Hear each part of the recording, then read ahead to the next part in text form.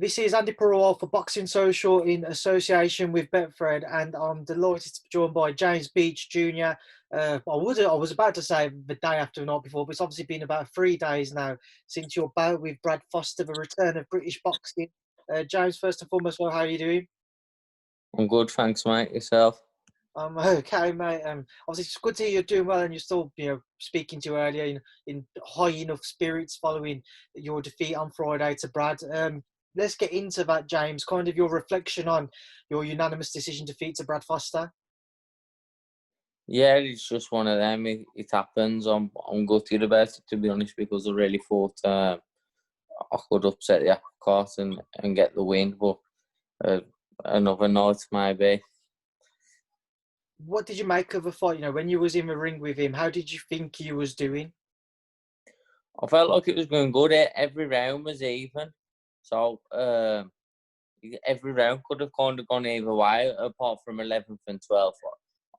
I think that when I was in there and when I've watched it back this morning, I think the same again. Like every round was like quite evenly contested. Could have gone either way.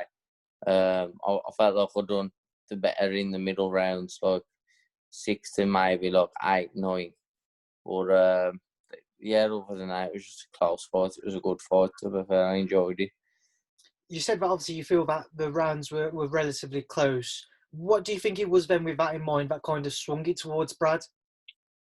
Because he was just letting his shots go a bit better than me, really. A bit, it's throwing like 4s and 5s, and like catching the judge's eye, whereas like I was throwing like singles and like 1-2s and trying to like pick like that one shot sort of thing. So it's the experience. I'll pick it up and hopefully I can take it into my next fight. We obviously saw during the fight Brad switch stances quite a bit from orthodox to southpaw, then vice versa. How did you find that? What was your thoughts when Brad was switching stance? It's one of them. I don't really realise it, to be honest, because I mean, luckily enough, I was sparring Thomas Assomba for this fight, and he does that himself, and he's a good kid, to be fair. And I've boxed boxers in the past that switch. I've been around a long time, really, so you just get used to it, I guess. When you look back on the fight now, what is your overall feelings towards it? What else other than, you mentioned that you wasn't throwing, enough combos, enough punches in bunches effectively, as people would say. Aside from that, is there anything different or what else differently would you have done? I don't know, really. It's just one of them. I mean, I couldn't have done a lot more, really. I think we're quite evenly contested, and like the scorecards at the end anyway. I was getting ripped off even if I should have won. I shouldn't have won. I should have lost by 2-3 rounds, in my opinion. But what I'm saying is, even if I would have won, I weren't gonna get the win anyway. Do you feel obviously Brad's experience at boxing at a higher level was a key factor on the night? Not really. I felt like the experience in like the 11th and 12th shows, because I kind of like stiffened up and I know I needed to win them 2 rounds, because I felt like if I win these 2 rounds, I'll win the fight. So I've kind of like gone out there to bite on my gum shield and put it on him. And then the 11th round, he got back on his toes, kind of had a second wind and outboxed me. And then in the 12th round, he caught me with a good body shot about a minute in, and it was just one of them. I just had nothing left in me, really, after that. I mean, if it caught with another and it'd been a struggle to stay up, but it was a good body shot, to be honest. Brad was obviously the favourite heading into the fight, but you've still produced, you've still made a very competitive and tough fight, and you seem to have kind of gained a lot of respect and maybe even some new fans. Is that kind of the only positive, or one of the positives you can feel you can take away from the fight? Yeah, I guess so. But I mean, going into the fight, I really believed I was going to win the fight. I don't think I'm fighting Brad Foster and I'm going to get me a punch in the air. I really thought I was going to win that fight, to be honest. And I think with a couple more weeks preparation and a bit more time, I maybe might have got the win. But the better man won on the night. It is what it is. We obviously saw, heads going in, a few clashes during the fight as well. What was your thoughts on it? It is what it is. I know Brad was dirty, and like I've watched him before for the Reed fight, and I know he likes to sneak a few low blows, and it was mainly the low blows really, like the top of my legs, all black and blue. And I always, like, I was watching the fight, and I had it in my head. As soon as I get it with one, I'm just going to hit him straight back. But it didn't even cross my mind when I was fighting, to be honest. We can obviously see a nasty cut over your left eye, I believe it is. Yeah. And yeah, your left eye.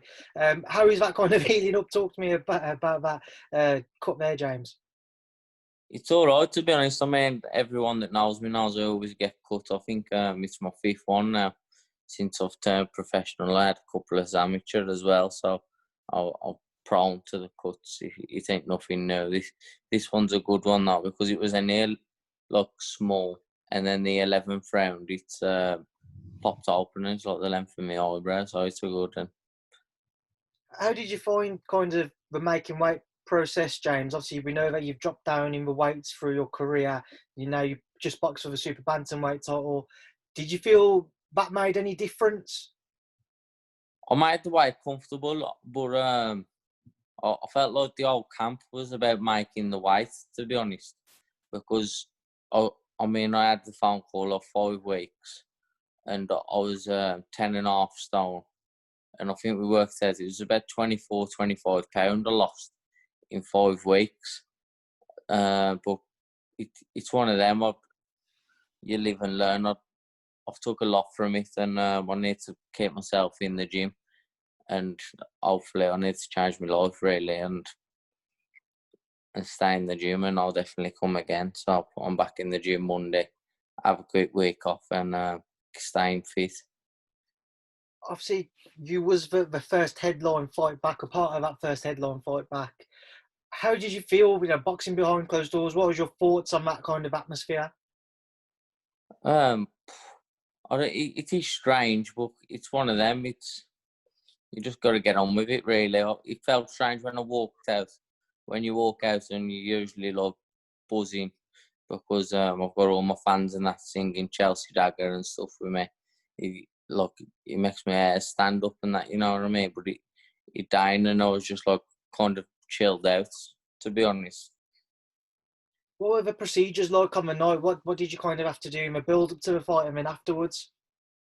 We just had to get a taxi. We had to get a taxi, a sanitised taxi, wear masks in the taxi to the venue. And then as soon as you box, you was meant to get the taxi back. But obviously, because I got cut, I had my cut stitched up, and then I had a drug test and stuff like that. So I was at the venue for about an hour and a half after. And then I just got a taxi back to the hotel and chilled out, come back the next morning. Obviously, moving forward, you mentioned you're going to get back into the gym now. What are your plans, rather? How do you see the rest of this year playing out for yourself? Hopefully big fights, to be honest. I just want big fights. I don't want to be going back in now warm up 4, 6 rounders and stuff like that. I just want to stay on the big fights, and whether it's on the big platform or a normal show, you know what I mean? I just want to be in big fights, and hopefully one day I can get my hands on the British title. James, before I let you go, a final word to yourself, to everyone who would have tuned in to watch your fight, to all your fans. What would you like to say to them all? I'd just like to thank everyone for their support. It has literally been unreal because, I mean, I've had that many people message me, and I've seen everyone was watching the fight on Friday and was behind me. And it meant a lot, and it means a lot to like my sponsors, MBI, James Evans Financial Services, and Bronze Beauties, Blockswitch, because, like I say, I've done a 5-week camp, and they've helped me out and stuff. And it's helped me massively, really, to be honest. So I'd just like to say thank you to everyone. James, it's been a pleasure to catch up with you. I hope that eye heals up well, and I'll hopefully speak to you soon. Stay safe, mate. And thank you Same, mate. for Don't mind, see you social. later.